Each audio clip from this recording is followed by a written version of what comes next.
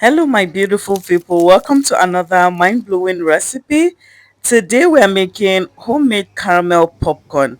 So, as we make this delicious homemade caramel popcorn, let me ask you a question. Have you ever bought caramel popcorn from a store and thought there is no way I can make this at home? Well, that's exactly what I used to think. I always assumed it was one of those snacks that only factories or big brands could get it right. But the day I made it in my own kitchen, I couldn't believe how simple it actually was. There's something so satisfying about watching ordinary popcorn kernels transform into light, fluffy popcorn. And just when you think that's the best part, the caramel comes in and changes everything. That rich golden color, the buttery aroma, and then watching every single piece get coated. Honestly, it's one of the most satisfying things to make. But just so I could clarify, if you don't want yours to be overly sweet, then all must not get coated. One thing I really love about homemade snack is the peace of mind that comes with them.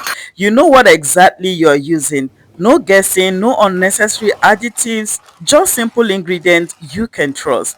And let's be honest, homemade treats have a special kind of joy. It's not just about saving money, it's about realizing you can recreate something that feels like a luxury right in your own kitchen. If you have never made caramel popcorn before, do not worry. Just follow the steps, be patient with the caramel, and you'll be surprised at how beautifully everything comes together.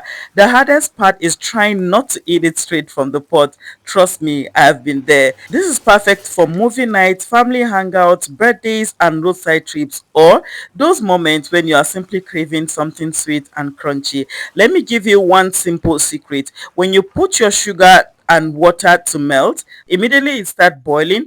Please do not put spatula. Just let it heat up until it starts turning golden brown. The only time you're permitted to put your spatula is when you have introduced your butter. Now tell me in the comments, are you the type that shares your popcorn or do you hide the bowl until you are done? Be honest, I will not judge.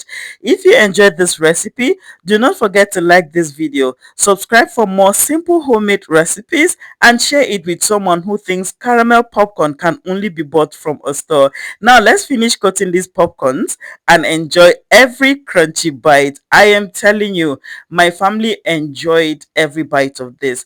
At a point, I had to rush to save a handful for myself because they literally finished everything. If you have watched this video from the beginning to this very point, you are the real MVP.